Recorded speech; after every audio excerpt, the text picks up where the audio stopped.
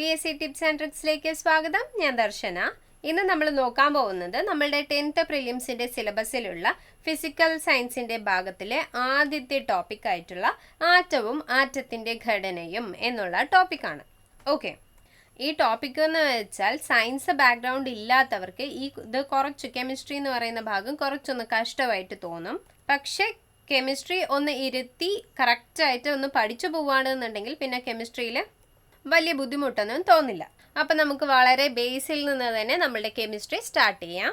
വീഡിയോയിലേക്ക് കടക്കുന്നതിന് മുൻപ് നമ്മളുടെ വീഡിയോ ആദ്യമായിട്ടാണ് കാണുന്നത് എന്നുണ്ടെങ്കിൽ PSC tips and tricks subscribe ചെയ്യുക. അതുപോലെ തന്നെ വീഡിയോ കണ്ടു കഴിഞ്ഞിട്ട് ഇഷ്ടപ്പെട്ടു എന്ന് വെച്ചാൽ ലൈക്ക് ചെയ്യാൻ ഒരിക്കലും മറക്കരുത്. അതുപോലെ ഇത് ഫ്രണ്ട്സിനും കൂടി ഉപകാരപ്പെടും എന്നുണ്ടെങ്കിൽ അവർക്കും കൂടെ ഈ വീഡിയോ ഷെയർ ചെയ്ത് കൊടുക്കുക. അതുപോലെ തന്നെ വീഡിയോ കണ്ട് വീഡിയോൻ്റെ അഭിപ്രായങ്ങൾ അതുപോലെ തന്നെ നിർദ്ദേശങ്ങൾ എല്ലാം തന്നെ കമൻറ്റ് സെക്ഷനിൽ അറിയിക്കുകയും ചെയ്യാം. ഓക്കെ, അപ്പോൾ നമുക്ക് വേഗം ആറ്റത്തിലേക്ക് കടക്കാം. ആറ്റം എന്നുള്ളത് പഠിക്കുന്നതിന് മുൻപ് നമുക്ക് കെമിസ്ട്രിക്ക് ആദ്യം ഒരു ഇൻട്രൊഡക്ഷൻ കൊടുക്കാം. കെമിസ്ട്രി അല്ലെങ്കിൽ രസതന്ത്രം. രസതന്ത്രം ആദ്യകാലങ്ങളിൽ അറിയപ്പെട്ടിരുന്നത് ആൽക്കമി എന്നാണ്. കേട്ടിട്ടില്ലേ? പൗലോ കൊയ്ലോന്റെ ഒരു ബുക്കെല്ലാം ഉണ്ട്, ദി ആൽക്കമിസ്റ്റ് എന്ന് പറഞ്ഞിട്ട്. അപ്പോൾ അതിലുണ്ടാവുന്ന ഈ ആൽക്കമി എന്ന് പറയുന്നത് ഈ കെമിസ്ട്രി അല്ലെങ്കിൽ രസതന്ത്രത്തിനെയാണ്. രസതന്ത്രത്തിന് ആൽക്കമി എന്ന പേര് നൽകിയത് അറബികളാണ് എന്നുള്ളതും കൂടി ഓർത്ത് വെച്ചേക്കുക. ഇനി നമ്മൾ പറയുന്നത് രസതന്ത്രത്തിന്റെ പിതാവ് എന്നറിയപ്പെടുന്നത് റോബർട്ട് ബോയിൽ ആണ്. റോബർട്ട് ബോയിലാണ് രസതന്ത്രത്തിന്റെ പിതാവ് എന്ന് അറിയപ്പെടുന്നത്. അദ്ദേഹം ഒരു അയർലൻഡുകാരനാണ്. അദ്ദേഹമാണ് മൂലകത്തിന് ആദ്യമായിട്ട് ഒരു നിർവചനം നൽകിയ വ്യക്തി. ഓക്കെ, അദ്ദേഹമാണ് മൂലകത്തിന് ആദ്യമായിട്ട് നിർവചനം നൽകിയ വ്യക്തി. അദ്ദേഹത്തിന്റെ കൃതിയാണ് സ്കെപ്റ്റിക്കൽ കെമിസ്റ്റ്, അതായത് അവിശ്വാസിയായ രസതന്ത്രജ്ഞൻ. Sceptical chemist. അപ്പോൾ വെറുതെ രസതന്ത്രത്തിന്റെ പിതാവ് ആരാണ് എന്ന് ചോദിച്ചാൽ അത് റോബർട്ട് ബോയിലും, അതുപോലെ തന്നെ ആധുനിക രസതന്ത്രത്തിന്റെ പിതാവ് ആരാണ് എന്ന് ചോദിച്ചാൽ അത് ലാവോസിയയുമാണ്. ഓക്കെ, ആധുനിക രസതന്ത്രത്തിന്റെ പിതാവാണ് ലാവോസിയെ. ലാവോസിയെ എന്ന് പറയുന്നത് രസതന്ത്രത്തില് അളവ് തൂക്ക സമ്പ്രദായം നടപ്പിലാക്കിയതും ലാവോസിയാണ്. അപ്പോൾ ആധുനിക രസതന്ത്രത്തിന്റെ പിതാവ് ലാവോസിയാണ്. അദ്ദേഹം തന്നെയാണ് രസതന്ത്രത്തില് അളവ് തൂക്ക സമ്പ്രദായം നടപ്പിലാക്കിയതും. ഇനി അതുപോലെ തന്നെയാണ് കാർബണിക രസതന്ത്രത്തിന്റെ പിതാവ് ആരാണ് എന്ന് ചോദിച്ചാൽ അത് ഫെഡറിക് വൂളറും ആണ്. കാർബണിക രസതന്ത്രത്തിന്റെ പിതാവ് ഫെഡറിക് വൂളർ. അതുപോലെ ഇന്ത്യൻ രസതന്ത്രത്തിന്റെ പിതാവാണ് പ്രഫുല്ല ചന്ദ്ര റേ. ഇന്ത്യൻ രസതന്ത്രത്തിന്റെ പിതാവ് പ്രഫുല്ല ചന്ദ്ര റേ ആണ്. ഓക്കെ, ഇനി അതുപോലെ തന്നെ ഫാദർ ഓഫ് സോഡാ പോപ്പ് എന്നറിയപ്പെടുന്ന ശാസ്ത്രജ്ഞനാണ് ജോസഫ് പ്രീസ്ലി. ഇപ്പോൾ നമ്മൾ ഈ കെമിസ്ട്രീൻ്റെ ഇൻട്രൊഡക്ഷൻ എന്ന് പറഞ്ഞു നോക്കിയപ്പോൾ തന്നെ നമ്മൾ ഇത്രയധികം സയൻറ്റിസ്റ്റുകളുടെ പേരുകൾ നമുക്ക് പഠിക്കേണ്ടി വന്നു. ഓക്കെ, അപ്പോൾ എന്തായാലും കെമിസ്ട്രി എല്ലാം പഠിക്കുന്ന സമയത്ത് എഴുതി തന്നെ പഠിക്കുക. അതായത് ഇങ്ങനെയുള്ള ഈ പേരുകൾ, അതായത് ചില പേരുകൾ ചിലവർ ആദ്യമായിട്ടായിരിക്കും കേൾക്കുന്നുണ്ടാവുക. അപ്പോൾ ഈ പേരൊന്ന് നമ്മളുടെ മനസ്സിൽ രജിസ്റ്റർ ചെയ്യാനായിട്ട് എഴുതിയിട്ട് തന്നെ പഠിക്കാനായിട്ട് ശ്രമിക്കുക. അപ്പോൾ രസതന്ത്രത്തിൻ്റെ പിതാവ് റോബർട്ട് ബോയിലാണ്. ആധുനിക രസതന്ത്രത്തിൻ്റെ പിതാവ് ലാവോസിയയാണ്. കാർബണിക രസതന്ത്രത്തിൻ്റെ പിതാവ് ഫെഡറിക് വൂളർ. ഇന്ത്യൻ രസതന്ത്രത്തിന്റെ പിതാവ് പ്രഫുല്ല ചന്ദ്ര റേ. ഇനി ഫാദർ ഓഫ് സോഡാ പോപ്പ് എന്നറിയപ്പെടുന്നത് ജോസഫ് പ്രീസ്ലിയും ആണ്. ഇനി അന്തർദേശീയ രസതന്ത്ര വർഷമായിട്ട് UN ആചരിച്ചത് 2011 UN കെമിസ്ട്രി വർഷമായിട്ട് ആചരിച്ചത് 2011. അത് എന്തിനു വേണ്ടിയിട്ടായിരുന്നു എന്ന് വെച്ചാൽ 1911 ഓക്കെ, 100 വർഷങ്ങൾക്ക് മുൻപ് റേഡിയവും പൊളോണിയവും കണ്ടെത്തിയതിന് മേരി ക്യൂറിക്ക് നൊബേൽ സമ്മാനം ലഭിച്ചതിൻ്റെ സ്മരണയ്ക്കായിട്ടാണ് 2011 UN കെമിസ്ട്രി വർഷമായിട്ട് ആഘോഷിച്ചത് അല്ലെങ്കിൽ ആചരിച്ചത്. അതുപോലെ തന്നെ അന്തർദേശീയ പീരിയോഡിക് ടേബിൾ വർഷമായിട്ട് UN ആചരിച്ചത് 2019 അന്തർദേശീയ പീരിയോഡിക് ടേബിൾ വർഷമായിട്ട് UN ആചരിച്ചത് 2019 എന്നുള്ളതും ഓർത്തു വെച്ചേക്കുക. അതുപോലെ ഇനി രസതന്ത്രത്തിലെ നൊബേലിനെ കുറിച്ച് നോക്കുകയാണെന്നുണ്ടെങ്കിൽ രസതന്ത്രത്തിലെ ആദ്യത്തെ നൊബേൽ പ്രൈസ് ജേതാവ് എന്ന് പറയുന്നത് ജേക്കബ്സ് വാൻ ഹോഫ് ആണ്. ജേക്കബ്സ് വാൻ ഹോഫ് ആണ്. ഇത് എന്തിനാണ് എന്ന് വെച്ചാൽ ഓസ്മോട്ടിക് പ്രഷർ കണ്ടെത്തിയതിനായിരുന്നു അദ്ദേഹത്തിന്, അതായത് ജേക്കബ്സ് വാൻ ഹോഫിന് രസതന്ത്രത്തിലെ ആദ്യത്തെ നൊബേൽ പ്രൈസ് കിട്ടിയത്. ഇനി രസതന്ത്രത്തിന് 2 തവണ നൊബേൽ പ്രൈസ് ലഭിച്ച വ്യക്തിയാണ് ഫെഡറിക് സാംഗർ. ഇനി കെമിസ്ട്രിക്കും സമാധാനത്തിനും നൊബേൽ പ്രൈസ് ലഭിച്ച വ്യക്തി എന്ന് ചോദിച്ചാൽ അത് ലിനസ് പോളിംഗ് ആണ്. ലിനസ് പോളിങ്ങിനാണ് കെമിസ്ട്രിക്കും സമാധാനത്തിനും നൊബേൽ പ്രൈസ് ലഭിച്ചത്.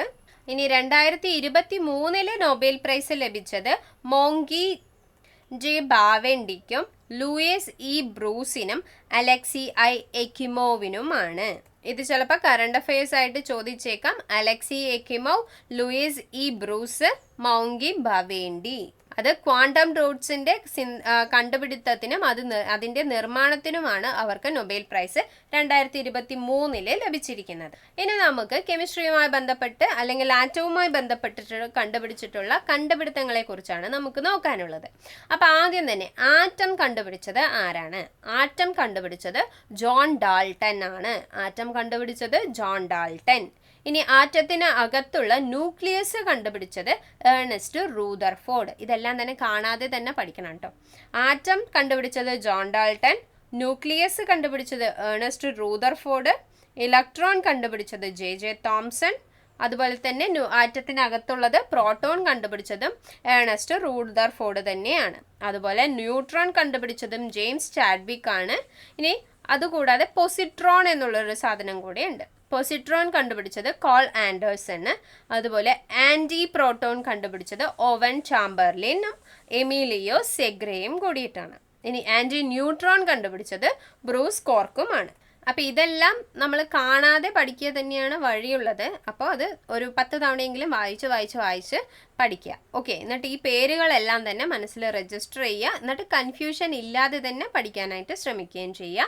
ആറ്റം കണ്ടുപിടിച്ചത് ജോൺ ഡാൾട്ടൺ, ന്യൂക്ലിയസ് കണ്ടുപിടിച്ചത് ഏർണസ്റ്റ് റൂദർഫോർഡ്, ഇലക്ട്രോൺ കണ്ടുപിടിച്ചത് ജെ തോംസൺ, പ്രോട്ടോൺ കണ്ടുപിടിച്ചത് ഏർണസ്റ്റ് റൂദർഫോർഡ് തന്നെയാണ്. ന്യൂക്ലിയസും പ്രോട്ടോണും കണ്ടുപിടിച്ചത് ഏർണസ്റ്റ് റൂദർഫോർഡ്, ന്യൂട്രോൺ കണ്ടുപിടിച്ചത് James Chadwick, positron Carl Anderson, അതുപോലെ തന്നെ ആൻറ്റി പ്രോട്ടോൺ കണ്ടുപിടിച്ചത് ഓവൻ ചാംബർലിനും എമീലിയോ സെഗ്രയും, ആൻറ്റി ന്യൂട്രോൺ കണ്ടുപിടിച്ചത് ബ്രൂസ് കോർക്കും ആണ്. ഓക്കെ, അപ്പോൾ നമുക്കിനി നമ്മളുടെ ടോപ്പിക് ആയിട്ടുള്ള ആറ്റത്തിലേക്ക് കടക്കാം. ആറ്റം എന്ന് പറയുന്നത് ഒരു പദാർത്ഥത്തിലെ രാസപരമായ ഏറ്റവും ചെറിയ കണികയാണ് എന്നാണ് പറയുന്നത്. ഇത് നമ്മൾ നമ്മുടെ മനുഷ്യ ശരീരം പഠിച്ച സമയത്ത് നമ്മൾ സെല്ലിനെ കുറിച്ച് പറഞ്ഞിട്ടുണ്ടായിരുന്നു. ഏതൊരു ജീവനുള്ള വസ്തു നിർമ്മിക്കുന്നതിലെ ഏറ്റവും ചെറിയ കണികയാണ് സെല്ല് എന്ന് പറഞ്ഞിട്ടുണ്ടായിരുന്നു. അതുപോലെ ഒരു പദാർത്ഥത്തിലെ ഇപ്പൊ എന്ത് തന്നെ ആയിക്കോട്ടെ, ഇപ്പൊ ബുക്ക് ആയിക്കോട്ടെ അല്ലെങ്കിൽ ഡ്രസ്സ് ആയിക്കോട്ടെ, എന്ത് തന്നെ ആയിക്കോട്ടെ, ഈ ഭൂലോകത്തിലുള്ള ഏത് അല്ലെങ്കിൽ ഈ യൂണിവേഴ്സിലുള്ള ഏതൊരു സാധനവും ആയിക്കോട്ടെ, അത് ആ ഒരു പദാർത്ഥത്തിലെ രാസപരമായിട്ടുള്ള ഏറ്റവും ചെറിയ കണികയാണ് ആറ്റം എന്ന് പറയുന്നത്. ഓക്കെ, അപ്പോൾ ഓരോ ആറ്റങ്ങൾ കൊണ്ടാണ് എല്ലാ സാധനങ്ങളും ഉണ്ടാക്കിയിരിക്കുന്നത്. ഇനി ഈ ആറ്റം എന്ന പദം ആദ്യമായിട്ട് ഉപയോഗിച്ചത് ഓസ്റ്റ്വാൾഡ് ആണ്. ആറ്റം എന്ന പദം ആദ്യമായിട്ട് ഉപയോഗിച്ചത് ഓസ്റ്റ്വാൾഡ് ആണ്. ഇനി ഏറ്റവും ലഘുവായ ആറ്റമുള്ള മൂലകമാണ് ഹൈഡ്രജൻ. അതായത് നമ്മളുടെ മൂലകങ്ങളിലെ എല്ലാത്തിനെയും നമ്മൾ ഒരു ഓർഡർ ആക്കിയിട്ട് വെച്ചിട്ടുള്ളതിനെയാണ് നമ്മൾ പീരിയോഡിക് ടേബിൾ എന്ന് പറയുന്നത്. അതിൽ ഏറ്റവും ആദ്യത്തെ, അതായത് ഏറ്റവും ലഘുവായ ആറ്റമുള്ള മൂലകം എന്ന് പറയുന്നത് അത് ഹൈഡ്രജൻ ആണ്. ഓക്കെ, ഇനി ഒരു ആറ്റത്തിലെ നെഗറ്റീവ് ചാർജുള്ള കണമാണ് ഇലക്ട്രോൺ എന്നറിയപ്പെടുന്നത്. ആറ്റത്തിലെ നെഗറ്റീവ് ചാർജുള്ള ഒരു കണമാണ് ഇലക്ട്രോൺ എന്ന് പറയുന്നത്. ഇനി ആറ്റത്തിൽ ഏറ്റവും കൂടുതൽ മാസ് ഉള്ള കണം ഏതാണ് എന്ന് ചോദിച്ചാൽ അത് ന്യൂട്രോണുമാണ്. ഓക്കെ, അപ്പോൾ ഒരു ആറ്റത്തിലെ ഏറ്റവും കൂടുതൽ മാസ് ഉള്ള കണം ഏതാണ് എന്ന് ചോദിച്ചാൽ അത് ന്യൂട്രോൺ ആണ്. ആറ്റത്തിലെ നെഗറ്റീവ് ചാർജുള്ള കണം ഏതാണ് എന്ന് ചോദിച്ചാൽ അത് ഇലക്ട്രോൺ ആണ്. അല്ലാതെ നെഗറ്റീവ് എന്ന് കണ്ടു ന്യൂട്രോൺ ഉണ്ട് അത് തന്നെയാണ് നെഗറ്റീവ് എന്ന് വിചാരിക്കുന്നത്. ന്യൂട്രോൺ എന്ന് പറയുമ്പോൾ നമ്മൾ ന്യൂട്രലിൽ എന്ന് വിചാരിച്ചാൽ മതി. ന്യൂട്രോൺ എന്ന് പറയുമ്പോൾ അത് പോസിറ്റീവും അല്ല നെഗറ്റീവും അല്ല എന്നുള്ള കാര്യം കൂടി ഓർത്ത് വെച്ചേക്കുക. നെഗറ്റീവ് ചാർജുള്ള കണം എന്ന് പറയുന്നത് ഇലക്ട്രോൺ ആണ്. പോസിറ്റീവ് ചാർജുള്ള കണം എന്ന് പറയുന്നത് പ്രോട്ടോൺ ആണ്. ഓക്കെ, നമ്മുടെ പ്രോട്ടോണിനാണ് പോസിറ്റീവ് ചാർജ് ഉള്ളത്, നെഗറ്റീവ് ചാർജ് ഉള്ളത് ഇലക്ട്രോണിനുമാണ്. പക്ഷേ ഒരു ആറ്റമായിട്ട് നമ്മൾ എടുക്കുകയാണെന്നുണ്ടെങ്കിൽ അവർക്ക് എന്തില്ല, ചാർജ് ഇല്ല. ഒരു ആറ്റമായിട്ടാണ് നമ്മൾ എടുക്കുന്നത് എന്നുണ്ടെങ്കിൽ അവർക്ക് ചാർജ് ഇല്ല. ഇനി ഈ ആറ്റം എങ്ങനെയാണ് നിൽക്കുന്നത്, അതിൻ്റെ ഷേപ്പ് എങ്ങനെയാണ് അല്ലെങ്കിൽ അതിൻ്റെ മാതൃക എങ്ങനെയാണ് എന്നുള്ളത് ആദ്യമായിട്ട് അവതരിപ്പിച്ച ശാസ്ത്രജ്ഞനാണ് നീൽസ് ബോർ. ആറ്റം മാതൃക ആദ്യമായി അവതരിപ്പിച്ച ശാസ്ത്രജ്ഞനാണ് നീൽസ് ബോർ എന്നുള്ളത്. ഇനി ആറ്റത്തിൻ്റെ പ്ലം പുഡിംഗ് മാതൃക, അതായത് ഒരു പായസത്തിനകത്തെ ഒരു മുന്തിരി പോലെയാണ് നമ്മളുടെ ആറ്റങ്ങൾ കിടക്കുന്നത് എന്ന് പറഞ്ഞത് ജെ തോംസൺ ആണ്. ഓക്കെ, നമ്മളുടെ ഇപ്പോൾ പാൽപായസത്തിലുള്ള മുന്തിരി അവിടെയായിട്ട് ഇങ്ങനെ ഒരുപാട് കുത്തുകളായിട്ട് കിടക്കുന്നത് പോലെയാണ് ആറ്റത്തിന്റെ ഉള്ളിലുള്ളത് എന്ന് പറഞ്ഞതാണ് ജെ തോംസൺ. അതായത് പ്ലം പുഡിംഗ് മാതൃക എന്ന് നിർദ്ദേശിച്ചത് ജെ തോംസൺ ആയിരുന്നു. പക്ഷേ ഏണസ്റ്റ് റൂദർഫോർഡ് ആണ് ആറ്റത്തിന്റെ സൗരയൂഥ മാതൃക അവതരിപ്പിച്ചത്. അതായത് നമ്മളുടെ ആറ്റത്തിന്റെ സ്ട്രക്ചർ എന്ന് പറയുന്നത് നമ്മുടെ സൗരയൂഥം കണക്കാണ്. അതായത് നമ്മുടെ സെന്ററിൽ, സൗരയൂഥത്തിന്റെ സെന്ററിൽ സണ്ണുണ്ട്, സൂര്യനുണ്ട്. ആ സൂര്യന് പകരം നമ്മുടെ ആറ്റത്തിൽ നമ്മളുടെ ന്യൂട്രോൺ ആണ് എന്നുള്ളത് പറഞ്ഞു. അതിനു ചുറ്റും ഇലക്ട്രോൺ എന്നുള്ള കണങ്ങൾ നമ്മുടെ പ്ലാനറ്റ്സിനെ പോലെ കിടന്ന് തിരിയാണ് എന്ന് പറഞ്ഞത് ഏണസ്റ്റ് റൂദർഫോർഡ് ആണ്. സെൻറ്ററിൽ ന്യൂട്രോൺ ആണെന്നല്ല, സെൻറ്ററിൽ ന്യൂക്ലിയസ് ആണ് എന്ന് അദ്ദേഹം പറഞ്ഞിരുന്നു. ഓക്കെ, ഇനി ഒരാറ്റത്തിലെ പ്രോട്ടോണുകളുടെ എണ്ണം എന്ന് പറയുന്നതിനെയാണ് നമ്മൾ അറ്റോമിക് നമ്പർ എന്ന് പറയുന്നത്. അതിനെ സെഡ് എന്ന ലെറ്റർ കൊണ്ടാണ് സൂചിപ്പിക്കുന്നത്. ഒരാറ്റത്തിലെ പ്രോട്ടോണുകളുടെ എണ്ണം, അത് അറ്റോമിക് നമ്പർ എന്നാണ് അറിയപ്പെടുന്നത്. അത് ഡിനോട്ട് ചെയ്യുന്നത് സെഡ് എന്ന ലെറ്ററും കൊണ്ടാണ്. ഇനി ഒരാറ്റത്തിലെ പ്രോട്ടോണുകളുടെയും ന്യൂട്രോണുകളുടെയും ആകെ തുകയെയാണ് നമ്മൾ മാസ് നമ്പർ എന്ന് പറയുന്നത്. അത് എ എന്ന ലെറ്റർ കൊണ്ടാണ് ഡിനോട്ട് ചെയ്യുന്നത്. ഇനി ആറ്റത്തിന്റെ പരമാണു സിദ്ധാന്തം ആവിഷ്കരിച്ച ഭാരതീയനാണ് ആചാര്യ കണാദൻ. വൈശേഷിക സൂത്രത്തിൽ നിന്നാണ് അദ്ദേഹം പറഞ്ഞിരുന്നത്. അതായത് നമ്മളുടെ ഇവരെല്ലാം ആറ്റം കണ്ടുപിടിക്കുന്നതിന് മുൻപ് തന്നെ നമ്മളുടെ ഇന്ത്യയിൽ നിന്ന് കണ്ടുപിടിച്ച അതാണ്. എന്നിട്ട് അതിനെക്കുറിച്ച് പറഞ്ഞതാണ് ഈ പരമാണു സിദ്ധാന്തം എന്നുള്ളത്. അത് കണ്ടുപിടിച്ചത് ആചാര്യ കണാദൻ ആണ് എന്നുള്ളതും കൂടി ഒന്ന് ഓർത്തു വെച്ചേക്കുക. അതിനുശേഷം അറ്റോമിക സിദ്ധാന്തം എന്നുള്ളത് ആവിഷ്കരിച്ചത് ജോൺ ഡാൾട്ടൺ ആണ്. അറ്റോമിക സിദ്ധാന്തം ആവിഷ്കരിച്ചത് ജോൺ ഡാൾട്ടൺ ആണ് എന്നുള്ളത് കറക്റ്റായിട്ട് ഓർത്തു വെച്ചേക്കുക. PSC ഇത് റിപ്പീറ്റ് ചെയ്ത് ചോദിച്ചിട്ടുള്ള ക്വസ്റ്റ്യൻ ആണ്. ഇനി ആറ്റത്തിന് ചാർജ് ഇല്ല. അത് നേരത്തെ പറഞ്ഞതുപോലെ ആറ്റത്തിന് ചാർജ് ഇല്ല. ഇനി ചാർജുള്ള ആറ്റങ്ങളെ അയോണുകൾ എന്നാണ് വിളിക്കുന്നത്. ആറ്റത്തിന് അവിടെ നോർമലായിട്ട് നിൽക്കുന്ന ഒരു ആറ്റത്തിന് ചാർജ് ഉണ്ടാവില്ല. പക്ഷെ എന്തെങ്കിലും രാസപരമായിട്ടുള്ള കാരണങ്ങൾ കൊണ്ട് ഒരു ആറ്റത്തിന് ചാർജ് ലഭിക്കുകയാണെന്നുണ്ടെങ്കിൽ അവയെ നമ്മൾ അയോണുകൾ എന്നാണ് പറയുന്നത്. ഇനി നമുക്ക് ആറ്റത്തിനകത്തുള്ള ആൾക്കാർ ആരെല്ലാമാണ് എന്നുള്ളത് നോക്കാം. ആദ്യത്തേത് ന്യൂക്ലിയസ്. ഓക്കെ, നമ്മൾ സൗരയൂഥ മാതൃകയിൽ സൂര്യന് പകരം നമ്മളുടെ ന്യൂക്ലിയസ് ആണ് എന്ന് അങ്ങോട്ട് വിചാരിക്കുക. ഓക്കെ, ഏറ്റവും സെൻറ്ററിൽ ന്യൂക്ലിയസ് ആണ്. ആറ്റത്തിൻ്റെ കേന്ദ്ര ഭാഗമാണ് ന്യൂക്ലിയസ്. ന്യൂക്ലിയസ് എന്നുള്ളത് ആറ്റത്തിൻ്റെ കേന്ദ്ര ഭാഗമാണ്. ഇനി ഒരു ആറ്റത്തിൽ മുഴുവൻ മാസും കേന്ദ്രീകരിച്ചിരിക്കുന്ന ഭാഗത്തെയാണ് ന്യൂക്ലിയസ് എന്ന് പറയുന്നത്. ഒരു ആറ്റത്തിൽ മുഴുവൻ മാസും കേന്ദ്രീകരിച്ചിരിക്കുന്ന ഭാഗമാണ് ന്യൂക്ലിയസ് എന്ന് പറയുന്നത്. ഇനി ന്യൂക്ലിയസ് കണ്ടെത്തിയ ശാസ്ത്രജ്ഞൻ നമ്മൾ നേരത്തെ പറഞ്ഞിരുന്നു, ഏണസ്റ്റ് റൂദർഫോർഡ്. ന്യൂക്ലിയസ് കണ്ടെത്തിയ ശാസ്ത്രജ്ഞൻ എന്ന് പറയുന്നത് ഏണസ്റ്റ് റൂദർഫോർഡ് ആണ്. ഇനി ന്യൂക്ലിയസിന്റെ ഉള്ളിൽ കാണപ്പെടുന്നതാണ് നമ്മൾ നേരത്തെ പറഞ്ഞിട്ടുള്ള പ്രോട്ടോണും ന്യൂട്രോണും. ഓക്കെ, പ്രോട്ടോണും ന്യൂട്രോണും എന്ന് പറയുന്നത് ന്യൂക്ലിയസിന് അകത്ത് കാണപ്പെടുന്ന കണങ്ങളാണ്. ന്യൂക്ലിയസിന്റെ ചാർജ് പോസിറ്റീവാണ്. ഈ പ്രോട്ടോണും ന്യൂട്രോണും, അതായത് പ്രോട്ടോണിന് പോസിറ്റീവ് ചാർജ് ആണെന്ന് നമ്മൾ പറഞ്ഞു, ന്യൂട്രോണിന് ചാർജ് ഇല്ല എന്നും നമ്മൾ പറഞ്ഞു. അപ്പോൾ ഇവിടെ ആകെ നിൽക്കുന്ന ചാർജ് ഏതാ? അത് പോസിറ്റീവ് മാത്രമാണ്. അതുകൊണ്ട് മൊത്തം ന്യൂക്ലിയസിന്റെ ചാർജ് എന്ന് പറയുന്നത് പോസിറ്റീവാണ് എന്നുള്ളതും കൂടെ ഓർത്ത് വെച്ചേക്കുക. ന്യൂക്ലിയസിനേക്കാൾ 105 അല്ല 10⁵ മടങ്ങാണ് ആറ്റത്തിനുള്ള വലിപ്പം എന്ന് പറയുന്നത്. ന്യൂക്ലിയസിനേക്കാൾ 10⁵ മടങ്ങാണ് ആറ്റത്തിന്റെ വലിപ്പം ഉള്ളത്. അപ്പോൾ ആറ്റത്തിന്റെ വലിപ്പം എത്രയാണ്, അതിൽ ന്യൂക്ലിയസിന്റെ വലിപ്പം എത്രയാണ് എന്നുള്ളത് ഇതിൽ നിന്ന് മനസ്സിലാക്കാൻ കഴിയുമെന്ന് വിചാരിക്കുന്നു. 10⁵ മടങ്ങാണ് നമ്മുടെ മൊത്തം ആറ്റത്തിന്റെ വലിപ്പം എന്ന് പറയുന്നത്. ഇനി പ്രോട്ടോണും ന്യൂട്രോണും ചേർന്ന് രൂപം കൊള്ളുന്നതാണ് ന്യൂക്ലിയോൺ എന്ന് പറയുന്നത്. ഓക്കെ, അപ്പോൾ ഇത്രയും മാത്രമാണ് നമുക്ക് ന്യൂക്ലിയസിനെ കുറിച്ച് നോക്കാനുള്ളത്. ഇനി നമുക്ക് ഇലക്ട്രോണിനെ കുറിച്ച് നോക്കാം. ഡിസ്ചാർജ് ട്യൂബുകളുടെ പരീക്ഷണത്തിൽ ആറ്റത്തിനകത്ത് ഒരു നെഗറ്റീവ് ചാർജുള്ള കണങ്ങൾ ഉണ്ട് എന്ന് കണ്ടെത്തിയ ശാസ്ത്രജ്ഞനാണ് ജെ തോംസൺ. ഓക്കെ, അപ്പോൾ ആ നെഗറ്റീവ് ചാർജുള്ള കണമാണ് ഇലക്ട്രോൺ എന്ന് അറിയപ്പെടുന്നത്. അത് കണ്ടെത്തിയത് ജെ തോംസൺ ആണ്. ഇനി ആറ്റത്തിലെ ഏറ്റവും ഭാരം കുറഞ്ഞ കണമാണ് ഇലക്ട്രോൺ എന്നുള്ളതും മനസ്സിലാക്കുക. ആറ്റത്തിലെ ചലനശേഷിയുള്ള കണങ്ങൾ കൂടിയാണ് ഇലക്ട്രോണുകൾ. ഇനി ഇലക്ട്രോണിന്റെ ചാർജ് കണ്ടെത്തിയത് മില്ലിക്കൻ ആണ്. ഓക്കെ, ഇലക്ട്രോണിന്റെ ചാർജ് എന്ന് പറയുന്നത് 1⁻² അല്ല 1.602 × 10⁻19 എന്നുള്ളതാണ്, -19 എന്നുള്ളതാണ്. 1.602 × 10⁻⁻19 കൂളോം ആണ് ഇലക്ട്രോണിന്റെ ചാർജ് എന്നറിയപ്പെടുന്നത്. ഇത് കണ്ടെത്തിയത് മില്ലിക്കൻ എന്ന രസതന്ത്ര ശാസ്ത്രജ്ഞനാണ്. ഇനി ഇലക്ട്രോണിന് ആ പേര് നൽകിയ ശാസ്ത്രജ്ഞനാണ് ജോൺ സ്റ്റോണി എന്നുള്ളത്.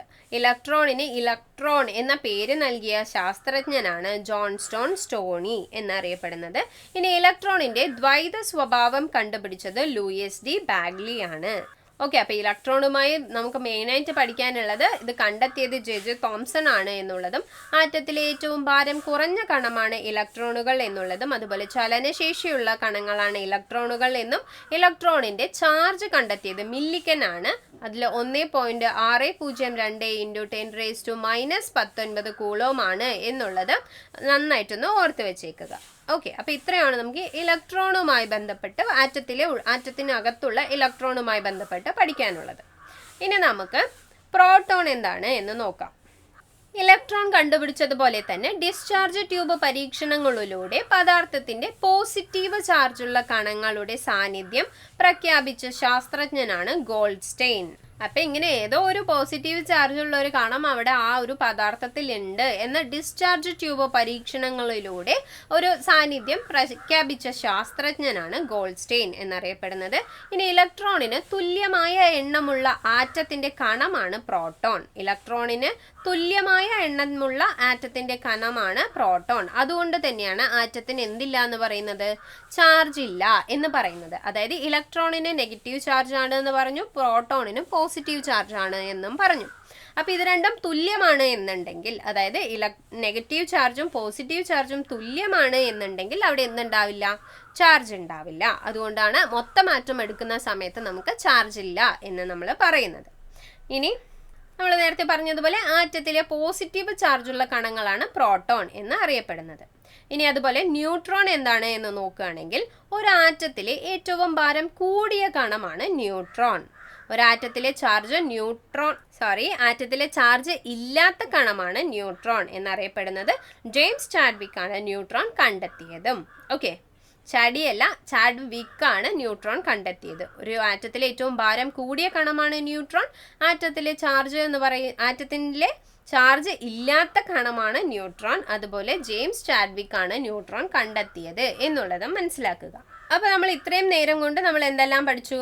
രസതന്ത്രത്തിലെ ഒരു ഇൻട്രൊഡക്ഷൻ നമ്മൾ പഠിച്ചു. അതിൽ നമ്മൾ കുറേ ശാസ്ത്രജ്ഞന്മാരെ കുറിച്ച് പഠിച്ചു. അവരെല്ലാം നമുക്ക് കാണാണ്ട് പഠിക്കേണ്ടത് തന്നെയാണ്, ഇമ്പോർട്ടൻ്റ് തന്നെയുമാണ്. ഇനി അതുപോലെ തന്നെ ആറ്റങ്ങളെ കുറിച്ചുള്ള കണ്ടുപിടുത്തങ്ങൾ എന്തെല്ലാമാണ് എന്നുള്ളത് നമ്മൾ പഠിച്ചിരുന്നു.